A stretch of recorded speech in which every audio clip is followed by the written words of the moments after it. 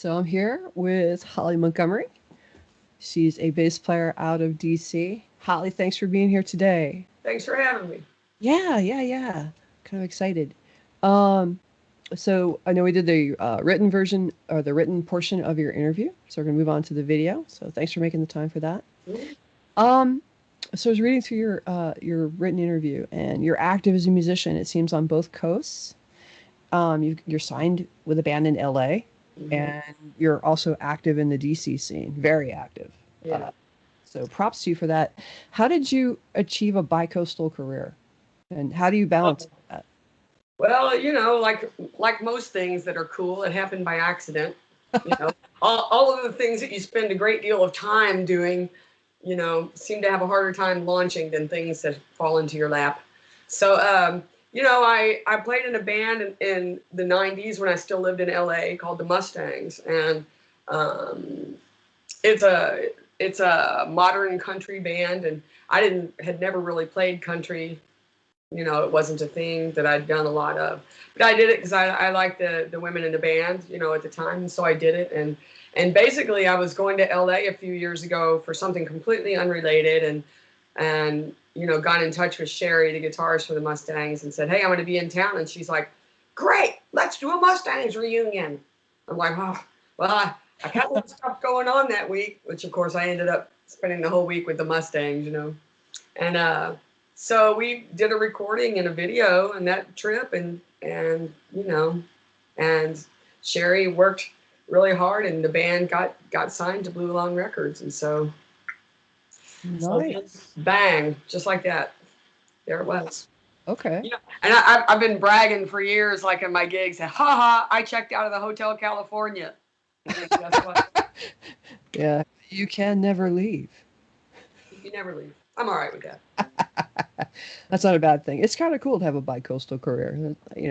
Well, pre-COVID, we had a tour booked and an album release in March 2020. So it was, very sad because we worked really hard, and like the logistics of getting the band together, and we added new members to the band. We changed the band name. We recorded the album at legendary Henson Studios with Mark Howard, and it was such a great everything. We were finally getting all of that together, and then COVID hit. You So know, what's going to happen now that the world's opening back up? Are you guys going to it's we're trying to. We've been lately really talking a lot about, okay, so what can we salvage, and what do we need to do that's just new, to because um, it's just the way it is in the industry. Now the album is a year old. So it's a little bit different marketing and promoting that than it is when the album is brand new. So we're trying to figure it out, and hopefully we will. We put a lot of energy and heart into that. Yeah. Well, hopefully we'll see something that you can somehow spin or recreate it somehow. Yeah, exactly. Good luck. So yeah. So I scanned down your Facebook page, and I'm kind of curious, how many instruments do you play?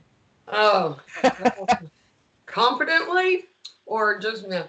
Well, it's weird because I came from a musical family, and my father was a piano player, and my mother was a guitar player, and so that was just always kind of in my consciousness, and I remember as a little kid climbing on the piano bench and kind of playing. Um, and same with guitar. I was never really all that great at either of them, but I'm competent enough, and it really wasn't until I started playing bass. The first time I picked up a bass, I went, "Oh, this is the thing I want to do." I never felt that way about anything else that I did. I played trombone in high school band and in college, you know. So I did a lot of different things before I settled on bass. So Nice. Wow. Okay. I play guitar in a lot of gigs, but um, you know, strictly the rhythm stuff and everything. You know. Yeah, I want to ask about that because it seems like you've got, I've seen you play. You're a more than competent bass player. You're a fabulous bass player. But then you seem to have this singer-songwriter uh, identity also going on. So does that, especially when we're living in a day and age where branding is getting pushed so much. Does that affect, do you find that's a plus, a minus? Does it affect things at all? Yeah, it it's the same as it ever was. There's not a lot of room for variety in what you do. I've always been a songwriter. I when I was, in the 90s when I lived in LA, I wanted to be the next female Soundgarden, and my band was great. We were playing the Strip and doing all of that stuff, and I love that band. I still listen to those recordings and go, damn it, I love that stuff. I still love it. But to me, it's always centered around the song, everything. So sometimes it's a little bit weird for me because I go out and I'll do guitar gigs just to keep from having to get a day job. And so I'll do guitar gigs, and but if I do too many of them, it starts to mess with me a little bit because I'm heart and soul a rocker chick, and I just it makes me too. It's not like they say in Monty Python. It's not my idiom. So I write songs that way, but I invariably give them off to a far better guitar player than me, so that the songs can be like what I'm hearing in my head. But when I sit down to play them, it sounds a little bit. I joke about myself and say everything I play on guitar sounds like Hank Williams. It doesn't matter what I'm playing, if it's Soundgarden or if it's Eric Clapton, it just sounds like Hank Williams when I try to do it. So I get somebody else. Hey man, that's still not a bad thing in some circles. That's not a bad comparison at all. I partly asked that question a little bit out of selfishness because I play more than one instrument too. Yeah. So I was kind of curious what your experience was with it. Yeah. Really. Well, I got to admit that sometimes it makes me go, like if I have a bunch of a certain kind of gigs in a row, I feel I start to get less or more hesitant about promoting them, as I should. And it's not that I don't enjoy the gig or I'm not thankful for it, but it's like, it's hard. Yeah, it is. It's a very, we're definitely in a branding age, no doubt about it. So it's hard, but really, I've never had, in my mind, I've never had a problem with that because all I'm looking to do is have an instrument in my hand and improve myself as a musician and learn things. I don't have a problem with a wide variety of styles or anything like that. So I just want to learn and become better as a musician and try to limit my branding moments for the stuff that I really want to be seen as doing as a songwriter more than anything else. Gotcha. Very cool. Okay. So I've asked this. I'm going to be asking this of every female because I think it's a good one. Dangerous question for you. What is something that you are not getting credit for that you absolutely should be getting credit for? Huh. That's a good question. You can say pass. It's okay. That's all right. Fabulous hairstyles? No. I should get credit for that, right?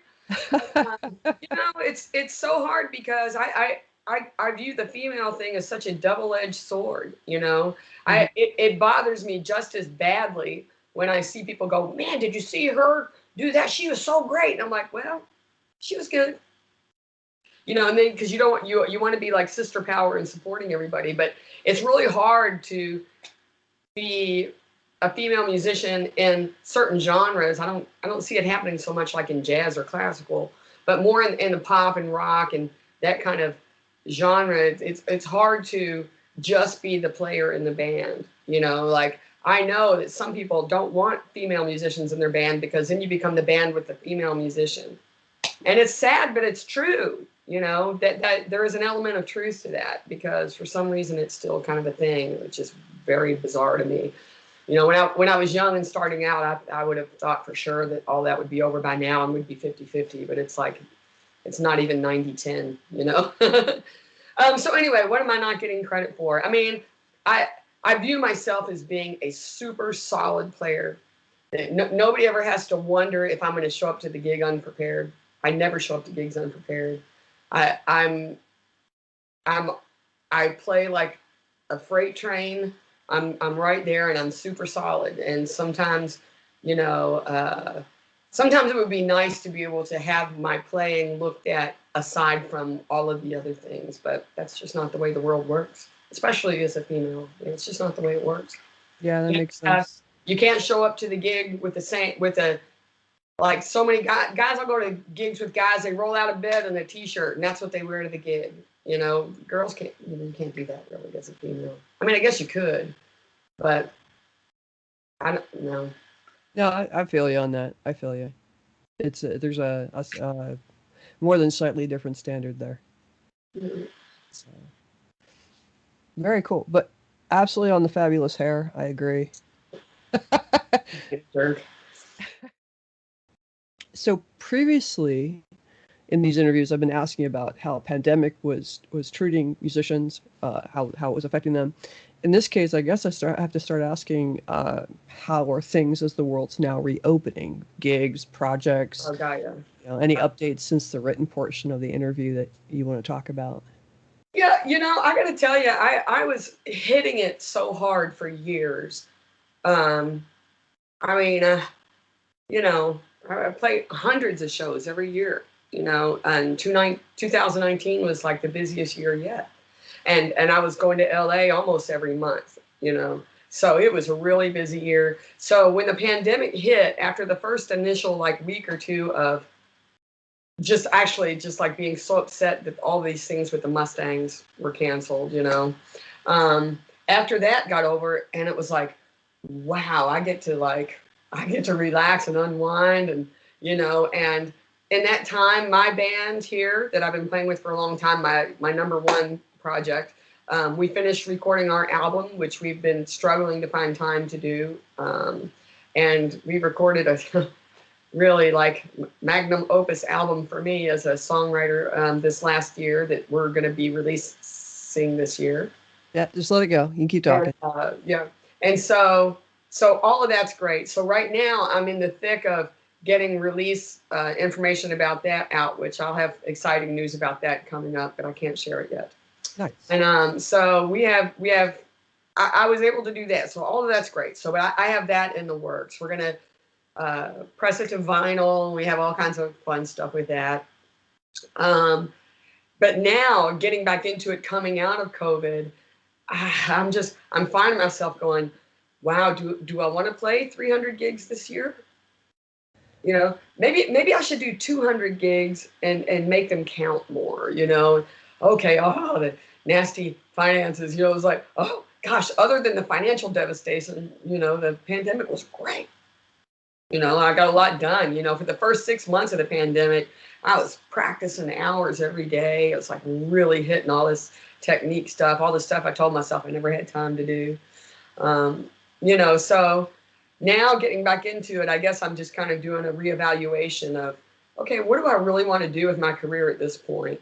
I'm gonna promote the crap out of this album that we released. It's with my bandmates Buddy Speir and Andy Hamburger, two local legends around here, and you know, we all played our hearts out for the album, and I think it's worthy of a listen. And so I'm gonna really put a lot of time in and energy into that for the next foreseeable future. Nice. I've been really looking forward to seeing updates about that and when you guys are playing. So. Which I would never have had time to do and get my head wrapped around had the pandemic not happened. So, yeah. Fair enough. Mm-hmm. So, this is a somewhat frivolous question, but the way you wrote something in your written interview almost prompted this. I was going to just throw a line out and see if I got a bite. Okay. You said you won 4 lessons with rock. Oh. I have a student whose father... Let's just do the 6 degrees separation thing here. I'm not going to name names, but I'm kind of asking it for that person. So, do you have any rocco lesson stories that you want to or can share on the call? I'm not sure. Like, yeah, like I want to say the rocco lesson stuff. I don't know what. I feel like if I don't, people will think it has something to do with sex, and it doesn't have anything to do with sex. Yeah. It has to do with. I mean, it really was like that. There was this couple of months where I won these lessons from the bass center in LA. And this is like not long after I moved to LA, you know. So I like going with my little sundress and my bass, and I sit down, and he's like, you know, play me something, play it, you know. And I start to play, and his response was basically like, man. I can't really tell you what he said next. So hold on, let me think about that for a second. I can imagine that. Basically, my assignment for the first week was to go home and have sex and come back after that. That's what he told me. You need to have more sex. Come back next week. That was basically what he told me to do. And then at the time, I was playing in a band with Suzanne Morissette, which now I'm playing again with her in the Mustangs. We recruited her in the Mustangs. And so at that time, there's something about the way that I played that bugged them so badly, which is funny, that he started coming to our gigs. Okay. So let me tell you, that was pressure, right? So, you know, there were more than one time where I would be like playing the gig, you know, and Rocco's sitting there looking at me going, shaking his head, and like a couple of times he would come up and go, fucking play this, and like was singing bass lines in my ear, like when I'm trying to play what he's singing in my ear. But I mean, Suzanne and I were so starstruck by that, you know. It was I would just see him out there going, oh man, you know, shaking his head, you know. How old are you? Do you mind me asking? When all this was going on? You know better than to ask that question. I was in my early 20s, I think. Okay. I just wanted for, you know, like to get in your mindset being on stage and this is going on and Rocco's like, yeah, and some stinking bar gig, you know, I'm at a bar gig and going, okay, I guess this is really happening here, you know. And then Suzanne and I started, they were playing, I can't remember if it was a Monday or Tuesday night in the Valley with some other Tower of Power people. And we started going to that, and they would let us sit in, and I was like, man, that was the best education I ever got. You know, we would go there, and that's where we met Herman Matthews at that gig. And Herman, you know, it's like it just for both of us, it was a really huge deal, you know, just to get, you know, the thing that's made me a better player my whole life is playing with people that were better than me, and I still do that every day, you know, and so that was a huge deal. So yeah, I mean, we have lots of Rocco stories in that, but I think that's about all that I'll tell there. Thank you. I realized that could have been dicey ground. And probably more than any of you, I've been a massive disappointment to Rocco Prestia. Just let you know. And I'm all right with that too. I'm all right. That was great. Thank you. Seriously, thanks for sharing that. No. So it was like a possibly dicey ground to tread onto. I know. No, he was perfectly great with me. But you know, at the same time that was going on, I had started working for Mike Tobias. Oh. So this was like I had this like multiple bass god thing happening in my life for like a good, you know, I worked for Mike for more than 3 years when he was in Hollywood, and then after Gibson bought the company there for a little bit. So I had, you know, lots of stories there too. I met a lot of people in his shop, you know. Nice. But anyway, yeah, I've been around a lot of bass gods that kicked my ass for sure. Well, do you mind me asking what was your job with working with Mike? Did you work on basses? Were you? No, I did paperwork.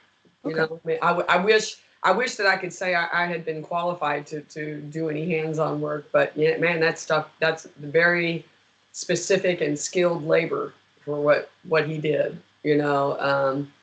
And you know, I was in my 20s in LA trying to become a rock star, so I didn't have the mindset to be in that anyway. So, you know, basically, if you ordered a custom-made pre-Gibson Tobias in the early 90s, then you probably talked to me at some point.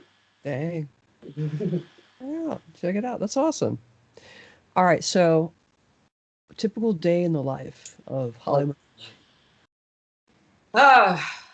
You know, I basically get up every day and go, okay, what are my making sure that I haven't forgotten what that, you know, okay, what's the gig today?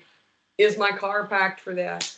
or what's the gig this weekend? Do I have a band? Is the band is on board? You know, or, you know, I do a lot of gigs as a side person on bass, which I love those gigs because I can just show up and play, you know. So do I have music to learn for that? So basically every day I'm getting up and doing calendaring.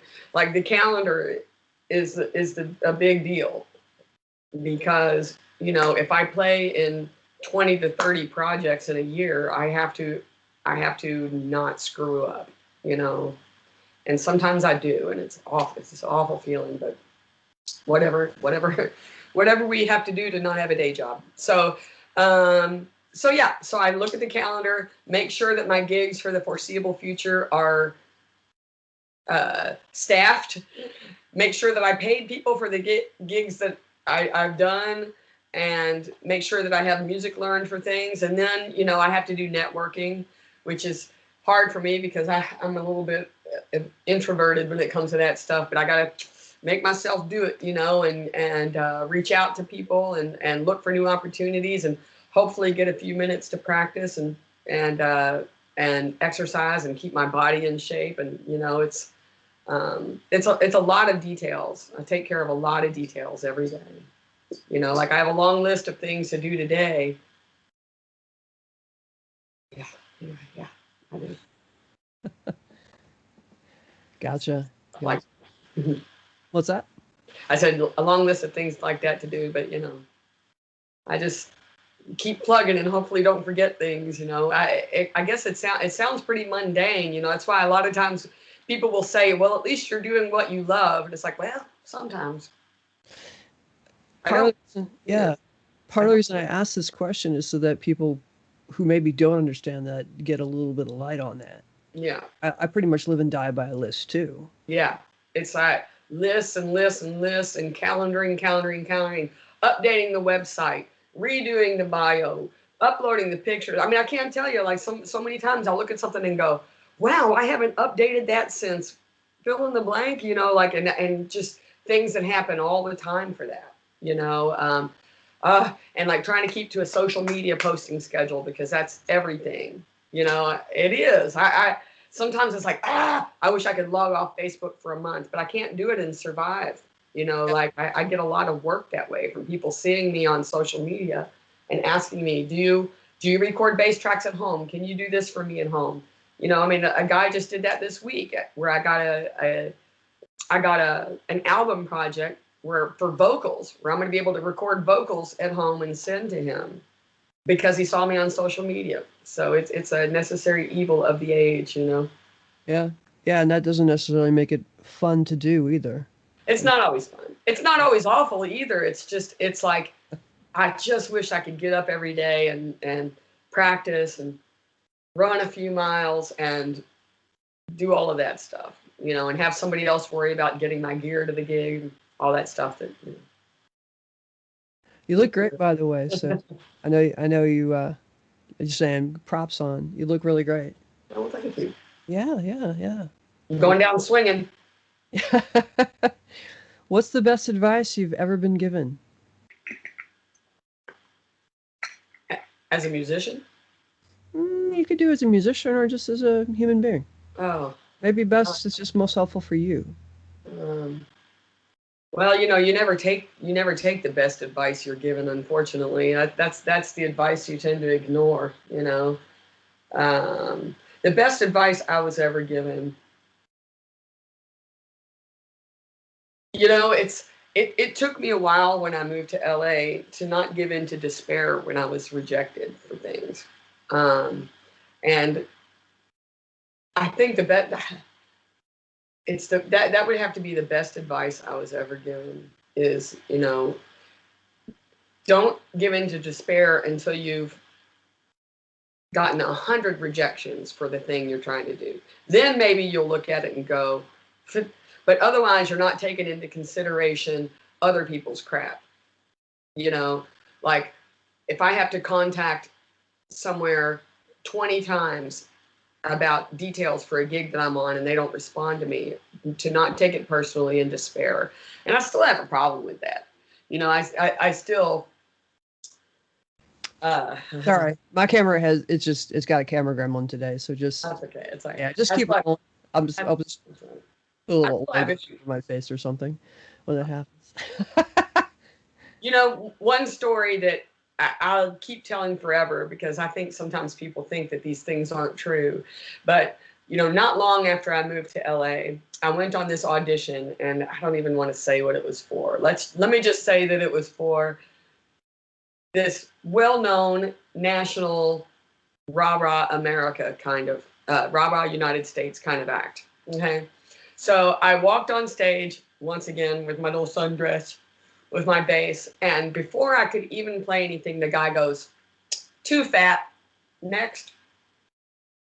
Oh, And that was like, you know, I mean, I weighed like 135, you know, it's not awful. It's not, no. but I, I'm still, I'm still mad at myself to this day because it had such an effect on me that I think for a year I stayed in my apartment. I was like so traumatized by that, like of getting on stage and like there's people there and it's like, oh, okay, I guess I'll walk off stage now, you know.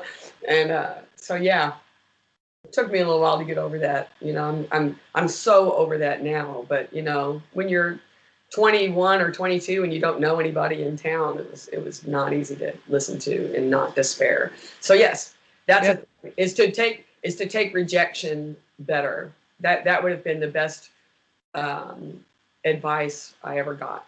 Is rejection isn't personal. yeah. Especially the point you brought out. You don't know where that rejection's actually coming from. Like Yeah. what their bag of Mm-hmm. horseshit is that's motivating it. Yep. Because I can think of 100 reasons why you could have said that had nothing to do with you. Yeah.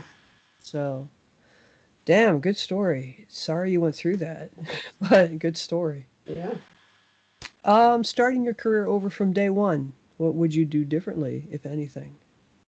If I could, I'll tell you, that one's so easy for me to answer. If I could start it over right now, I would have, and this is, God, this is so typical, but I would have taken off to LA right after high school Hmm. and gone and gotten into the thick of things. And I wouldn't have let people that told me I was too fat, like keep me at home. You know, I wouldn't have done it. I I could, was wondering if you could have worked that in. uh, I would have done it because, you know, like it, you know, I have the drive, I have the ambition, and I have the, I don't know what the word is. That looks like gumption if you That were that like, I've never been scared 1 second on a stage. I don't care about if I get on stage and crash and burn. It's not going to. It's part of the thing. You have to crash and burn sometimes. You know. I wish that I could, if I could do it. That's what I would do. I would go and I would be far less nice about sticking my music in front of people and going, listen to this, listen to what I did, listen, you know, because you know I look at it like, man, uh, I remember there was a band that I used to play with that we used to co-bill a lot when I lived in LA, and one of the guys in the band, this is so inspiring to me. You'll probably think I'm nuts. But, no, good. you know, he got tired of being ignored and went into Capitol Records and smashed up the desk and broke a guitar and threw a temper tantrum and he got a record deal. Damn. Right. So I don't think that would have worked for me. It's not my idiom. But that that thing, that thing of going, okay, you're gonna listen, like it or not. You can throw me in jail, but you're gonna listen. That's it. I'm going to take that one to heart. There you go. What would you be doing right now if it wasn't for your music career? Speaking of avoiding that day job, if you had to pick the day job. If I had to, well, I am such a massive, massive history nerd, and I go on little spells of okay. I think for the next few months, I'm going to learn everything I can learn about fill in the blank, you know, Tudor history or, you know, World War I or whatever. I love that. I mean, I don't know if I would fit into academia. I don't know if I'm a conformist enough for that, but I sure love it, and I love learning it, and I love studying it, and I love talking to people about it. And you know, I go on little backpack trips almost every year to places that I've read about my whole life, just to see it in person and learn about it. So I don't know. I think I would probably be some kind of I would love it if I had, you know, maybe I could start my own company for history tours or something. I don't know. That's kind of like the only other thing I ever thought about. That's pretty good. I'm a nerd. Hey, no, that's all right. So I think most of us musicians, I'm not saying all of us, but there's a good quantity of us who are introverts and somewhat nerdy. It's just some of us hide it better than others. So, what is the thing you are most proud of to date? I mean, as a musician? Yeah, ideally, but it doesn't have to be that. I mean, some of the tangents are pretty interesting. You know, I think if I could say the thing that I'm most proud of is that when I left LA, I'd had a manager and like this record deal, and basically got told that at 30 I was too old, and if I hadn't broken at 30, then I was never going to make it, and as a female, frankly, and I was like, okay, all right. So I don't.